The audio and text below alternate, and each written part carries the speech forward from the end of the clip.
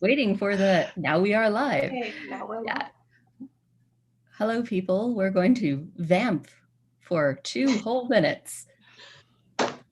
So I'm debating. I tried closing the kittens out of the office, and then they were just scratching and pawing at the door. No, so now they're in the office. Please. So I want kittens. Kitty's hopeless exile. Oh, kitties. There's kittens. Oh, that's awesome. So they may be around. So Arcady, explain to me the mechanics of this shirt. It's just basically a t-shirt that's completely covered in sequins. Okay. I wanted to know if it was sequins or glitter or woven mesh or something. Yeah, it's sort of a black mesh shirt that is literally completely covered with sequins. Now, does it shed? Do you leave sequins wherever you go? So far, not enormously, but I fear what will happen after it goes on its trip to the dry cleaner, which it must do soon. Depending on what the base fabric is it a synthetic like nylon or rayon? Yeah, it's a synthetic. You know what? Just put it in a bowl of lukewarm water with like a teaspoon of soak. Ignore it for 22 minutes and then come back and just kind of gently lay it out on a towel and just let it do its thing. It'll be fine.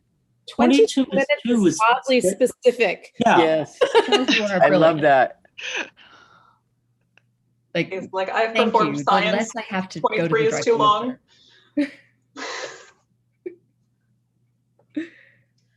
What is it about 22 minutes? I need to know. Okay, we'll have to wait on that because we are now at the official start mark. Hold you in suspense till the end of the panel. Let's get started. Hello, everyone. I'm Casey Blair, the Programming Director for 4th Street Fantasy, and we are here for the 2021 virtual panel, Fashion as Weapon and Armor, Layers of Narrative Action, with panelists John Chu, Arcady Martin, C.L. Polk, Pat Rambo, and Fran Wild. Today's panel prompt is, when it comes to fashion, many stories do a lot with the aesthetics and world building, the flavor added by a magical cloak, the different costs of costumes. Let's go beyond fashion as background detail and discuss how it can work as action. Consider the symbols and reference any art employs to convey meaning to those who know how to read it, and how a particular choice of garment can function as plot movement, character development, and thematic motif, sometimes all at once. In our patriarchal world, fashion is stereotyped as feminine and denigrated, but while associations of fashions in a fantasy world may differ, readers come to a story with their own frameworks. How do we manipulate that understanding to take advantage of all the narrative levels fashion can operate on? From costume design in Star Wars to magical girl transformation sequences in anime, how can we deploy fashion to greater effect in fantasy stories? And we're going to let the panelists take it away for a while first, and then they'll start taking questions from the audience. So without further ado, let's turn it over to today's moderator, Arcady Martin. Hi, everyone. So the backstory on this panel is that I think between me and John and Fran and C, we've been talking about doing this one at a 4th Street for a long time. So I'm very, very excited.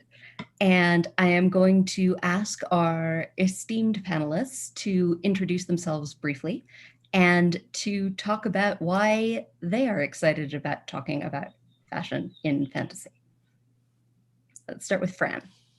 Oh gosh. Okay. Hi, everybody. I'm Fran Wild. I write novels and short stories, and I love the idea of fashion, but I'm also I grew up sewing my own clothes because when you're as short as I am, you really have to know at least how to hem. But I learned how from a very young age, and I was fascinated with it. And I just wrote Unseelie Brothers Limited, which happens to be a story about what happens if the dark fairies take over New York fashion industry during social season. And I was really excited to be able to get to talk with everybody here about sort of the signals that we send with fashion and the battles that you can get into using clothing. So that's why I'm here. All right, let's hear from C. Okay, hi, I'm C.L. Polk.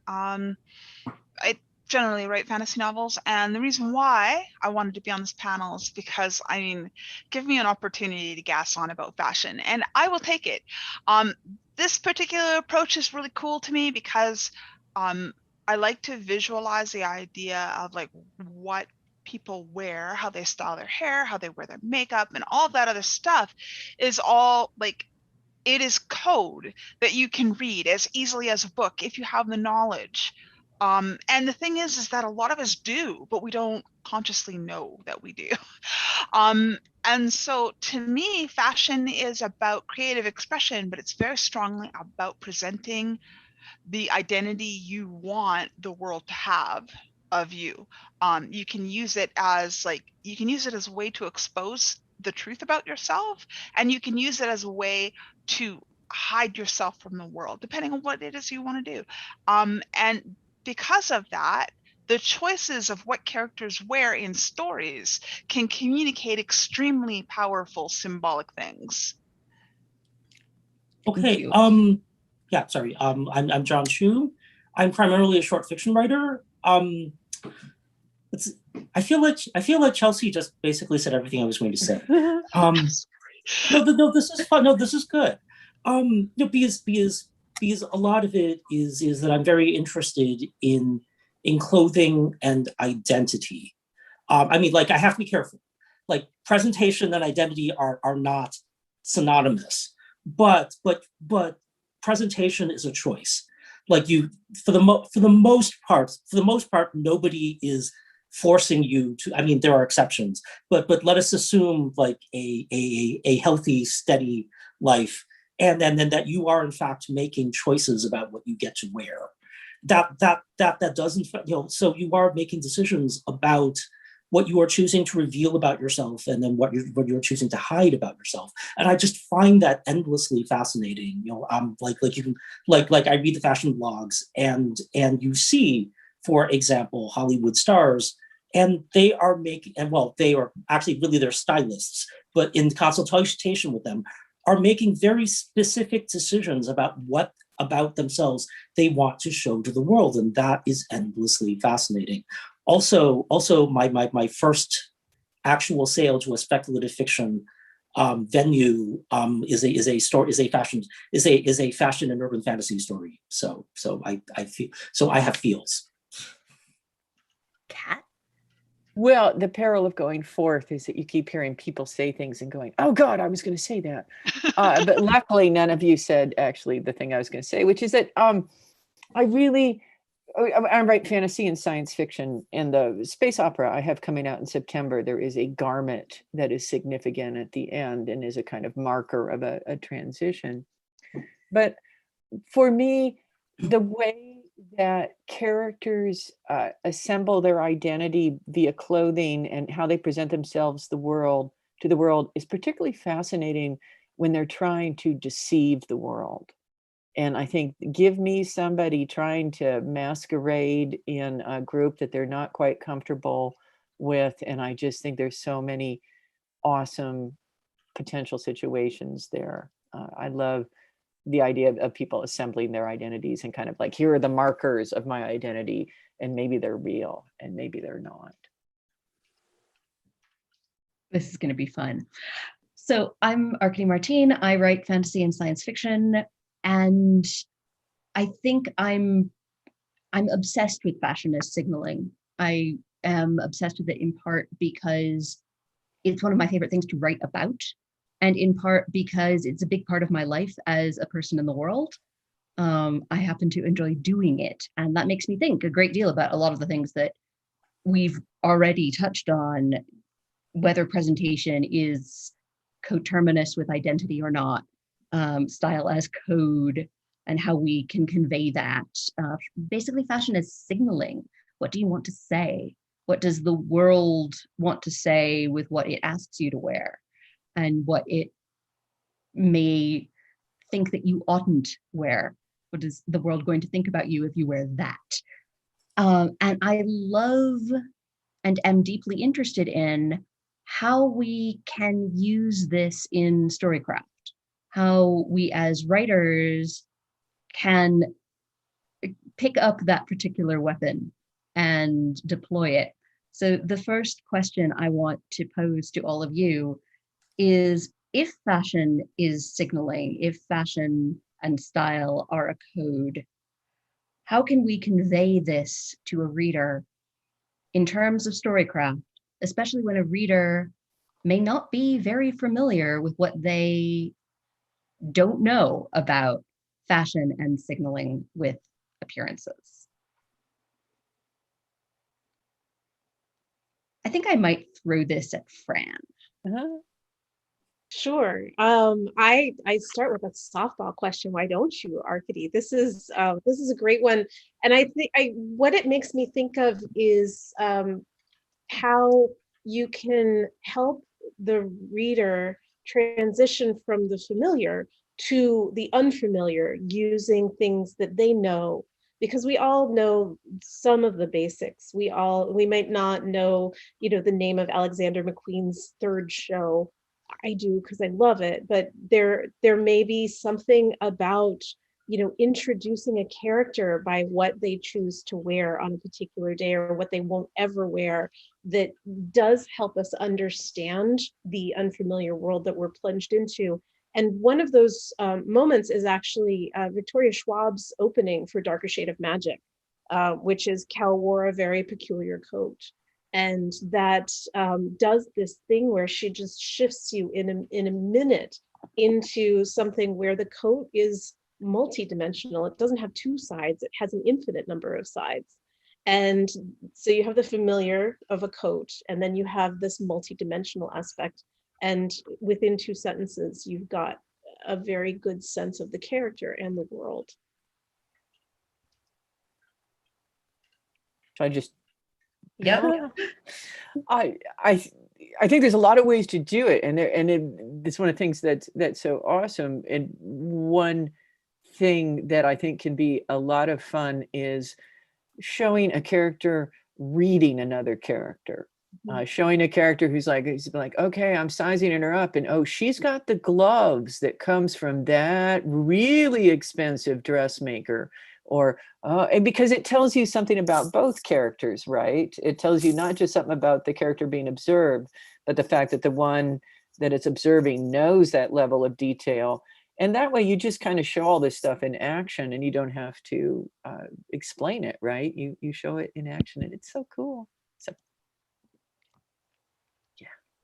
So I just want to jump in real quick with something that C did in the Midnight Bargain that I absolutely love, and it's exactly what we're talking about. She's got a big ball scene, and it's war on the dance floor with clothing, and just who wore what and how did they wear it. And oh my God, did you see that one actually, had 2 extra inches of lace on it, and isn't that a little much for the first dance? And the way that she brings readers into all of this drama and all of this tension using fabric is amazing. And I'm sorry, they did an amazing, fantastic job with that in the Midnight Bargain, and that is something that I just wanted to celebrate for a minute. It's such a good scene. One of the things that I'm struck by combining what Fran has just pointed out and what Kat was saying about having characters notice other characters is there's also the opportunity for creating a mistake. Where a character can misread a signal for reasons of ignorance, for reasons of overreading, which is my favorite way to make characters make mistakes, is they think too much, or because they're not familiar with a particular code. It might be different than the one that they know in their home territory or home culture. And I think most readers, certainly I as both a reader and a writer, have experienced that my own self.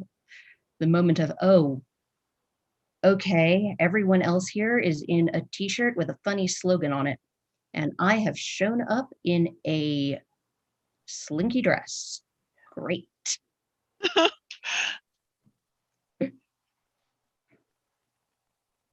Want to grab anyone else on this point?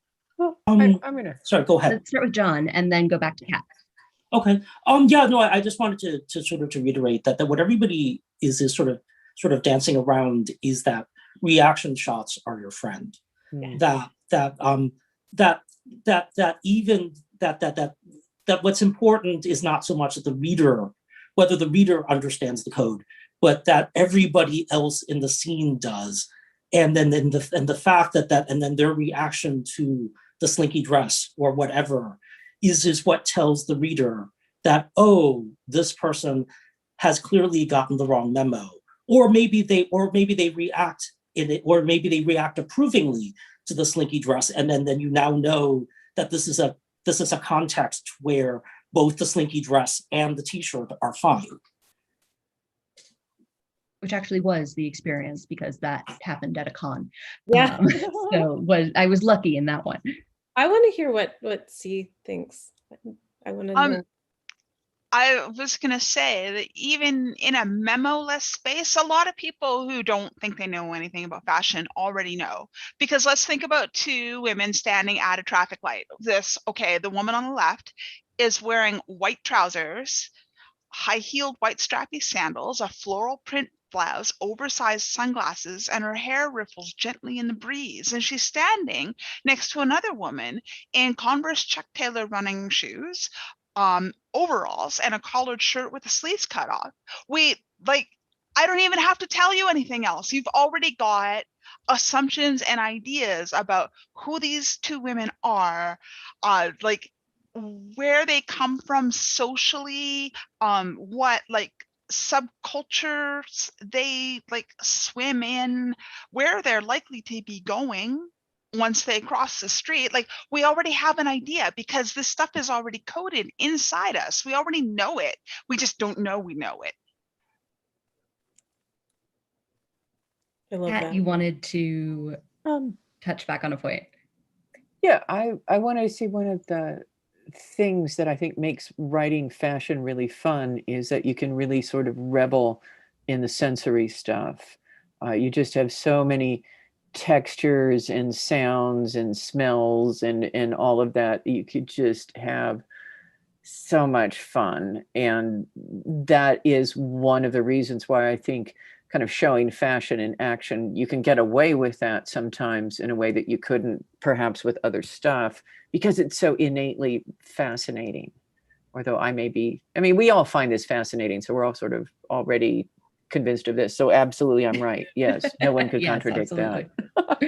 I love reading about it. I think that television and movies have a definite advantage over, because we have to chew up a couple of pages to do the proper description in order to get things rolling, where it's just a visual shot. The shadow and bone kefta are different colors, even though they're military uniforms. Essentially, they are also fashion, and they speak, volumes. But the description required on the page is different. Someone who does that particularly well is Genevieve Valentine, with her persona and icon, especially, but even her short stories. There was a short story called Bespoke that came out in Strange Horizons in 2011 that I absolutely love, which is all about outfitting people for time travel. And so cool. Where and it's told from the perspective of the garment makers, and the salt in that story is excellent. I will say that the counterpoint to that is that in TV and movies, you actually have to make the dress. For example, your Unseelie Brothers story. On one hand, I would love to see the TV or movie adaptation of that story, but can you imagine the budget? I desperately want a Hollywood that looks at that and goes, "Ooh, challenge accepted." Yeah. That would be amazing. I have been drawing the fashion plates, because so they may start to appear sooner or later. I keep redrawing them. I want them to move. I really, because you need that sense of motion. All of fashion isn't just about that singular angle. It's a three-dimensional sculpture that is, can be barbed, and it can be sharp. And, I've been joking a lot about how post-pandemic culture should feature like 6-foot wide dresses made of barbed wire, because you can just sort of create a perimeter around you. But that's what some of fashion does, is it creates this boundary and also a welcoming space. Oh, yes, we can bring back the pannier. Yes. That's it. Yeah, we'll just have panniers that are 3 feet wide on each side. Have to redesign all our doors. Yes. There was, God, way before the pandemic, some photos going around of an extensible armature dress, which I had the ruff. Yes. Oh, that's awesome. I'm still in love with it. I want one desperately. Basically, there were little hydraulic pulleys, and you could have it expand or not, depending on how you felt and how much space you wanted. And I want Billy Porter's hat with the curtain that you can just. I love it. Honestly, I kind of want everything that Billy Porter wears. Yeah. I mean, I don't think it would work as well on me, but it is fabulous. And actually, just because I don't know if I'd get to sneak this in anywhere else, one of the interesting things about right now is that men's fashion has historically been very conservative. And then for some reason, right now, it is not. Like right now, you do, in fact, see men pushing. I mean, not me right now, I'm in a t-shirt. But you do, in fact, see people, you do see male-identified people pushing out in ways that you would not have seen like 2 years ago. It's fabulous. I am so happy. And I have no idea why it's happening, but it's great. It probably has something to do with how I cannot find anything that isn't beige and made of sweatpants. But that's been the case for literal centuries. I think it's maybe a little bit because we have been like literally living in our own homes for about 1.5 years. And it started out as, yay, I can wear sweatpants whenever I want. And now we're like, dear God, please give me a reason to wear something other than sweatpants. And then it goes, ding, I can make my own damn reason. Well, but it's great. Go ahead. Award ceremonies lately, the guys' suits have been all sorts of colors and different fabrics, and it's such a relief. I mean, I'm not one to complain about monochromatic fashion. I'm pretty much embody it, I can talk for days about Janelle Monáe and how she has turned her entire situation into statement after statement after statement. But I love seeing color on guys. I think that, if just everybody who wants to should be able to wear as many or as few colors as they wish. But I guess my point is that after a long time, where I should not be wearing a gray shirt, because I'm about to say, after a long time where everything is like black or gray, we are seeing men when they dress up in all sorts of lovely, vibrant colors. Yeah. And I'm seeing all of these hot guys wearing these amazing clothing, and I am so happy. We've skirted around the idea of fashion as armor, and I kind of want to push us in that direction a little bit. There's a metaphor of fashion as weaponry, which is quite easy to access, I think, because signaling is weaponry. You can make a statement, you can decide who you want to be, you can be very threatening with fashion. But fashion as armor is a entirely different frame of reference. And I kind of want to throw this open as something that's linked up to presentation is not coterminous with identity. So in what ways can we use fashion in its metaphorical sense as armor with questions of identity? And I just saw a cat signal at me. It's because I think this is really interesting. It's with class markers a lot of the time. And for example, I used to go, in the before times, used to have a different relationship with my hair, but I had like bright pink hair, But when I went in every few weeks to get, every few months to get my hair cut, it would usually have faded and it would have gone, pretty much gray. And on those days, I would kind of dress up a little and I would feel so much more comfortable going into Nordstrom's than I did on the days when I had like bright pink hair and my, sweats and grubbiness, and where just the clerk, because the clerks would give me attitude, right? Or at least I'd feel like they were. And so I did feel like I assembled the class markers, and these were the things that defended me from these people. I have a friend who's very kind of outrageous looking, and she was talking about a very snooty mall, and she walked into Marshall Fields and she was just like, the clerks formed a living chain to deny me. And it was based on the way she looked, right? The class markers she had projected. I think because fashion can be easily adopted and then swapped out for something else, we talk about it a lot in terms of, what's your look, what's your brand, how are you presenting? And what we're discovering is that people can present differently from day to day, hour to hour, whether they want to femme or they want to, come off as in a different way, strongly, or in a more accommodating way, softer slightly or harder. I think it's really gotten to a point where because when you're, and I want to take this back to craft a little bit, when you're talking about how to describe your character, you talk about their tics, and Laura Ann Gilman taught me a really good lesson about your character's tells. What's their tell when they're nervous? What do they do?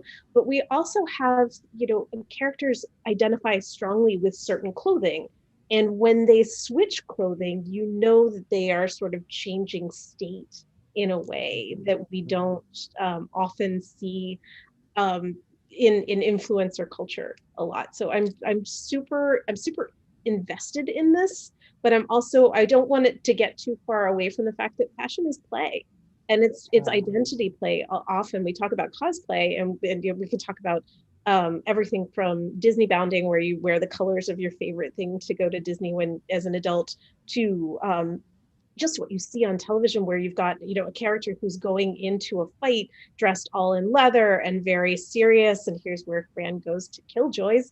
But the next scene, she's wearing a ball gown and just a gorgeous row of black beads, and she gets into another fight and she reaches up and pulls the beads off and throws them, and they turn into bugs, which then turn into bombs, and everything blows up. And it's one of my favorite choreographed scenes. Arcady, you need to see this show. It's because Hannah John Kamen is gorgeous, and the costume designer for Killjoys is Trisha Baker, and she dresses everybody according to certain things, but she dresses a character named Pri, who is just the most effusively beautiful man I have ever seen in my life, and just with just exquisite taste and emphasis on who they are at that moment in each scene. And the attention to that can come into our writing, I think, a little bit more, because instead of just one clothing item per character, which is sometimes how we tend to short circuit things. Chels, I haven't heard from you in a bit. I want to hear from you on this one. Okay, so I have two ways I can go, but it depends. Can I my book this? Yes. Okay. So in Storm Song, there is a ball in the middle of the book. I know you're all very surprised. In a previous version of the book that I had written like Avia's point of view, and I had a scene where she was like preparing to go to the ball, trying to figure out what to wear. And what I had done was I had done a scene where she went to the apartment of the reporter who had been killed in the very first book, because they were long-standing colleagues. They were even lovers once. And she goes to his apartment, which is still empty, and like all the plants are dead, and it's very, very sad. And she goes into his room, and she goes into the closet, and she pulls his evening suit out of the closet. And that is what she chooses to wear to this ball at the palace, because it is exactly the armor that she needs. She is being seduced by Grace and the lifestyle that she left behind, and how much easier it would be just to kind of go along with that status quo that Grace is trying to gently steer in the correct direction. And she chooses Nick's evening suit to literally armor herself against this temptation, to remember who she chose to become, and to remember like what it costs you to try and fight against the system. And it's like, for me, this is like, oh yeah, symbolism. I am now sad that that's not in the book, because oh my God. I could put the scene up on Patreon. I think you should. So I love that, because it's the idea of putting on someone else's clothes as a symbol of both reaffirmation of a chosen identity and also a link to a memorial and a link to a particular past that is shifting or disappearing. God, that's great. Like, I have no words for that other than, God, that's sexy, which is not like in a carnal fashion, but in a, all the lights in my brain light up. Like, I want to write about that now. Yay! You win. I just want to sort of follow up on C's point about the suit as armor. Again, I harken back to the relative conservatism of men's fashion, where you could take a suit from literally a century ago, slap it on somebody right now, and I am not sure anyone would notice, which is that conformity ends up being its own sort of armor. Mm-hmm. You know, like men's fashion got to a point where everybody did this because it was safe, and you can't really complain about it, because it is this thing that we have been doing for centuries. And I go back to sort of toxic masculinity and the way that men have allowed themselves to hide by doing this thing that is unquestionably safe. Simon Doonan had this article some number of years back in Slate about the 5 tribes of men's fashion. And the thing that the 5 tribes have in common are basic, he actually says this explicitly about one of the tribes, is that it is safe. You can do this, and then no one can ever argue about it. Like, although I will point out, the thing that I find interesting is that and again, this is part of the shift that I'm talking about. I'll shut up in a second. Is that we are getting to a place where we are looking at people who could wear any suit they want. So like picking on poor people is bad. Picking on rich people, I have no problems picking on the fact that there is some rich person wearing a suit that doesn't fit him, because he's worth billions of dollars, he can afford a tailor. And then what we are seeing is that the suit was safe, but we're now seeing people recognize, oh, but the suit fits really poorly on him. He's worth $1 billion. How is this the case? And I think that is fascinating, because I don't know that that's a comment that we would have made like 10 years ago. I think it would have been a comment in only particular cultural contexts.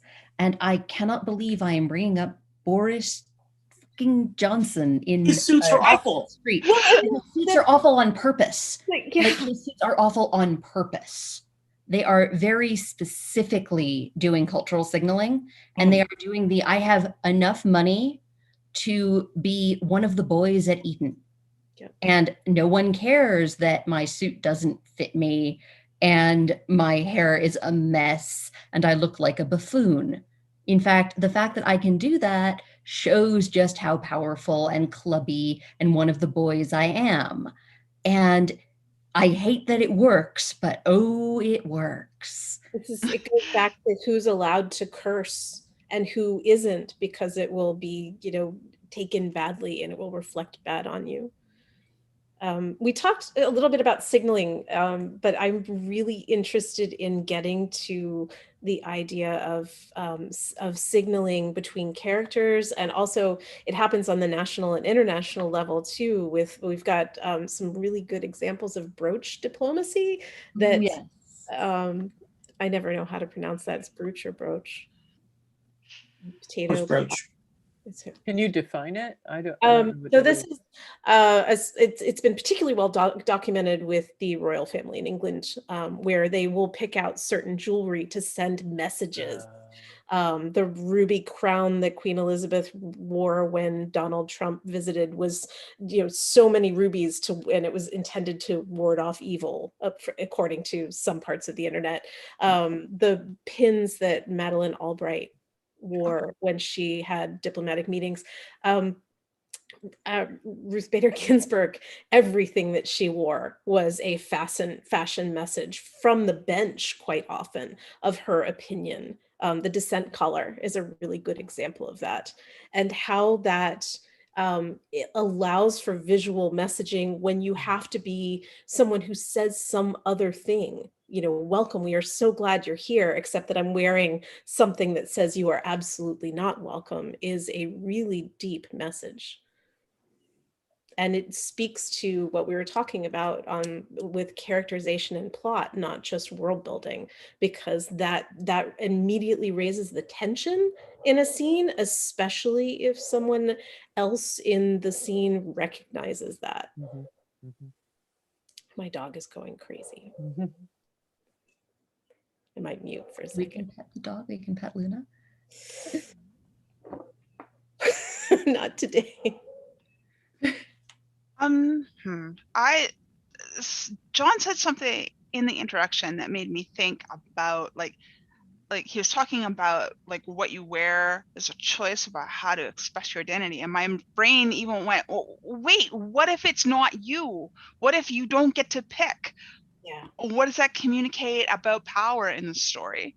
Anything from you have to wear this uniform in order to identify yourself as part of this group, to like somebody who literally controls what you wear. And I immediately started thinking about like, how do you rebel against that? Because that's how my brain works. And like, when is there going to be an opportunity to signal your own expression that's marked by the first choice of like you picking something for yourself, and what does it tell the reader? So if like I'm showing you a character and it's of a girl and she has like perfectly flipped hair and a pink sweater twin set and like sensible trousers and like nice shoes, and she turns her head to watch the display window of the local goth shop, I am telling you something about this character. Absolutely, you are. Yeah. I love this idea of a character making even only to themselves or to those who might be able to see, a personal signifier of freedom or rebellion via a very small sartorial signal. And I think that's underutilized in adult science fiction and fantasy, but very highly utilized in YA. Yes. Mostly because I think teenagers tend to be hyper aware more than most people of sartorial signaling, because they are just for the first time developing their own and joining or leaving social groupings based on that sort of signaling. You get a bunch of 7-year-olds together in a group, and there's the divides you can see are mostly based on sometimes gender and very much on social class, but otherwise there's not much differentiation. You get a bunch of 13-year-olds together and you have those scales still there, gender, social class, and about 30 others happening at the same time. And what really gets me is that when you do this kind of signaling, people outside of YA will use it as a way to talk it down because it is simplistic and shallow. And you're like, no, it is not. It is incredibly complex. And incredibly powerful. Mm-hmm. There's I so actually want to grab a question from the audience that fits right into that, which is, let's talk about fashion as gifts and what fashion gifts can mean or do. Garments or jewelry. How can a gift of some kind of fashion be weapon or armor? You could give somebody the wrong thing, right? How many plots have like somebody's been told it's a masquerade party and it's not, or that sort of thing? There's so many possibilities. I mean, that definitely comes into play. Again, YA does this really well. And just to go reiterate your point, the Mockingjay pin in Hunger Games is a signal and a symbol all the way through. I don't think that was a gift though. I think she found that. But the act of giving someone something isn't just about, here, I value you, please put this on, it will protect you. Like you can give somebody a protective cloak or cape, or in my case, a capelet, but the act of doing so also implies that if they wear it, especially in public, they're signaling back acceptance or the feeling that they have to wear it in order to satisfy something. And that's a whole relationship battle that is taking place on a very public level without a lot of people either being aware, or if they are aware, with a really high stakes. Just, so-and-so gave her this and she wore it to the ball is a very big statement of connection. Or so-and-so gave her this and she's not wearing it. Exactly. That too. Right, because getting back to what, sorry, go ahead. I was going to say another kind of thing is like two characters are together. One of them is like, say they're cold. The other one takes off their sweater and lets them wear it. And that's like, it's a kind gesture. But what happens when they get back to the group of people and suddenly such and such is wearing so-and-so's sweater after they went for a walk alone? Like, what if we just communicated here, and was it on purpose? What is going to be the consequences of this? What's going to happen? Right, and I was going to get back to what Fran was saying about brooch diplomacy, in that like in a royal wedding, it is expected, well, at least the past couple, I don't know if it's expected, the past couple of royal weddings, the queen has given the bride something to wear, either as an outright gift or as a loan. And there is so much detail in precisely what she chooses to give to, for example, Meghan Markle, that in that case is an expression of her approval, which is in fact fascinating, because like my headcanon is that there is just this vault somewhere with like a billion different items, and each one has like a history that goes back like 100 years or something. And so when she picks that specific item, she is sort of, to a certain extent, saying that there is a resonance between that history and whoever she's giving it to. And again, it becomes this form of communication. That reminds me of something that I saw on Scandal, where we are looking at Melly's walk-in closet and then later Olivia's walk-in closet in exactly the same space. But when you see the outfits, there are tags hanging on the outfits. And what the tag is like, basically it's that outfit's diary. When did Melly last wear this? To what? What did she do? What did people say about her as a result of her showing up with this outfit?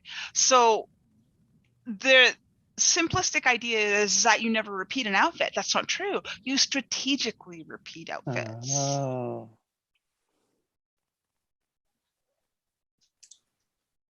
There's this subtle thing that we're actually skirting around in both the tag history of the outfit and the vault of jewelry, which is somebody has to keep track of all of that. Yeah. Someone has to be the keeper of this incredible body of connotative knowledge. And having a person to do that who is not the person who is making the body of connotative knowledge by wearing the outfits is a major social class marker. I mean, so is everyone on the internet pays attention to what you do or wear. And it's something that I think we often don't get to at the craft level as much, is the support staff who make this kind of signaling possible. Not just the dressmakers, but the dressers. Yeah. And the keeper of the imperial treasury. And the stylist who shows up with the book of when did you wear that? I mean, that's always a very big scene in a certain layer of Regency and fantasy as well. The arrival of the gowns. Yeah. Someone has gone out and chosen these things and made them and then delivered them, but it's like the main characters often at a certain level aren't doing that work. Someone else is doing it for them. And I think that that's a really valuable piece of conversation to have, because fashion in fiction, and especially in fantasy, tends to have this sort of, and I'm sorry to bring it up, like the house elves problem. Yeah. Where you don't know who's making it or where it's coming from. And the provenance of certain clothes is an opportunity for world building, as well as exploring the iniquities in social culture and in class issues as well. You know, who gets to wear all these glamorous dresses or great suits versus who is making them, or where the fabric is coming from. That sort of thing really deserves a bit more discussion than just, this is gorgeous, I'm going to, you know, wax poetic about the texture and the stitching, because this, like, the smaller the stitches, the worse the seamstress's eyes are usually at the end of the day, or the tinier the fingers need to be. And I think a lot, like, it's really hard to imagine now, especially now, because like we have literally had centuries of industrialized textile production, and it's gotten faster, it's gotten more efficient. We have like fabrics that the old-timey people never even dreamed of. But it's really hard to remember sometimes that textile production was a major part of like a particular state's economy, and that lots of labor was devoted to this specifically. Like if you went into, like, let's call it a country village. You went into a country village and you saw the women of the village. Most of those women know how to spin. Most of them do. And most of them do it continually in their spare time because it is a reliable source of income. But unless you're at the state level, you don't realize that there are like 3 million women all spinning in order to create the thread that weavers weave into textiles. That when you look at a king and they have the best of the best, the most ostentatious and the most glamorous, the most costly, the most glittery, that you are looking at the result of the labor of thousands of people. A person who is communicating about this really well right now is Natalia Baron. Yes. Yes. Does these threads on thread. I think it started as a pun, but there's a ton of them now, and they're up on Natalia's website as well. And I learned something every time. They're terrific. Absolutely. They're wonderful. Terrific. Yes, they're great. But anyways, I just wanted to follow up on Nancy's point in that the other, well, not the other, but another sort of class difference is who gets to wear something and then not have to wear it again for a long time.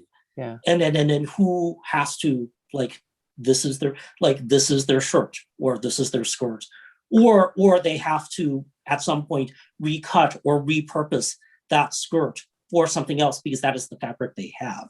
Mm-hmm.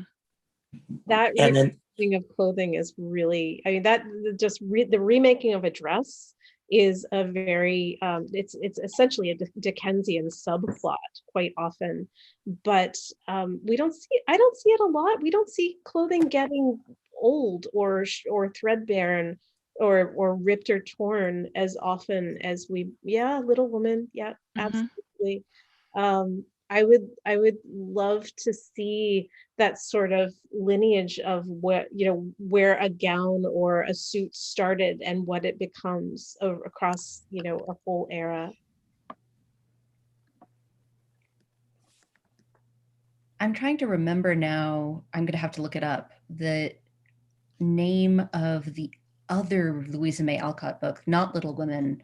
I think it might have been An Old-Fashioned Girl, which was the one I loved as a kid, which, if I'm remembering the title right with the story, it's the one where sort of a country girl comes to the city and is living with much more wealthy relatives.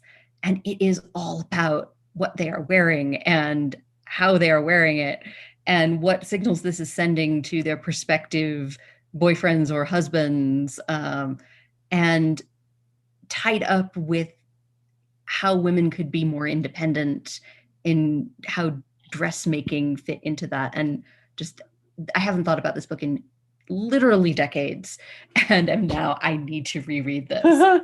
Loved it so much when I was 12.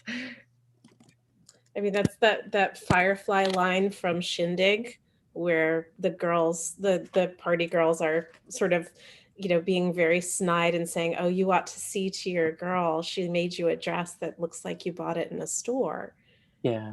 And it's a very particular level of cut. Social.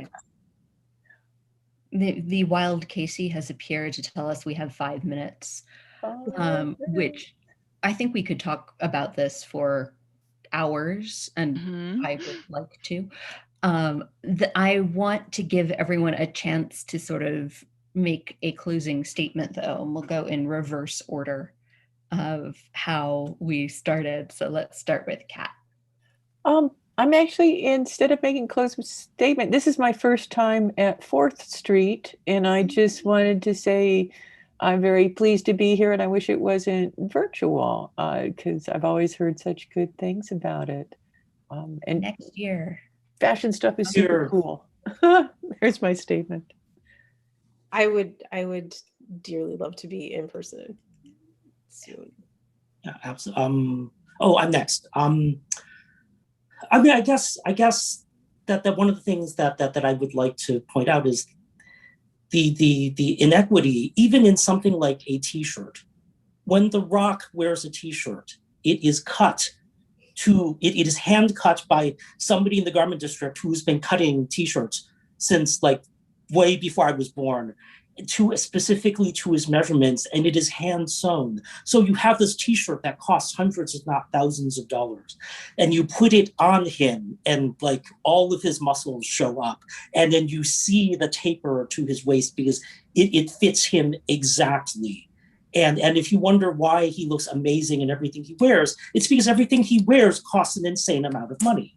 Whereas the rest of us, I mean, like my T-shirt, I think this was like $5 for $10 or something, and it doesn't really fit, but it's a T-shirt. And I'm not saying that I want the Rock T-shirt, in part because I don't look like the Rock, and it would not look nearly as good on me. And then who can afford to spend that much money on a T-shirt anyway? But I just wanted to point out that even in a T-shirt, there is that level of inequality.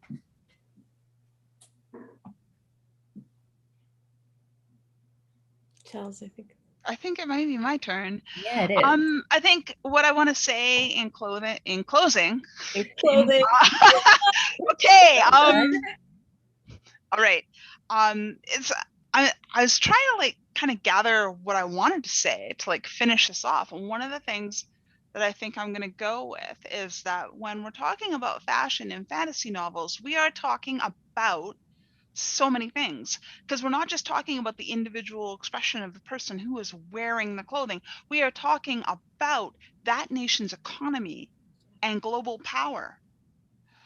We are talking about like how industrialized a particular nation is. We are talking about friendly trade relations with other nations. We are talking about the logistics of putting together textiles when you don't have a factory model, or when you do. We're talking about labor standards. We're talking about so many things, and it just drives me bananas if people think it's trivial. Yeah. Fran. Closing remarks. One, black and white are two colors, and they're great colors. And two, those of you who know me know most of my wardrobe is made up of one or both of those. But the other thing is, I would be totally here for a panel where John is talking about, you know, like ice skating and fashion, and how that can like come out into fiction and craft. And I want to see talking more about drop spindles and the politics of and the technology of fashion creation. From like, that was gorgeous. That was an amazing sentence. And Kat, that idea that you had about just how we go forward into the world wearing what we wear, and how we're received that way. Like, I love this conversation so much, and I don't want it to end. And Arkady, so I'm going to use my closing comments to say, Arkady, thank you for moderating so well, and to say thank you to the audience for such great questions. You're stealing my how to close a panel, Fran. Oh no, sorry. It's all right. I'm delighted. Mostly, I just want to say that I want to echo what C said, that the fact that so often a focus on clothing, on fashion, on sartorialism is dismissed as something that's only for silly YA books, or that YA books are silly, or that the presence of fashion as plot in a book that is not for teenagers means that it must be for teenagers. It drives me absolutely up every wall you can think of. And it's not the only reason that I put as much fashion into my books as I do, but it's on the list.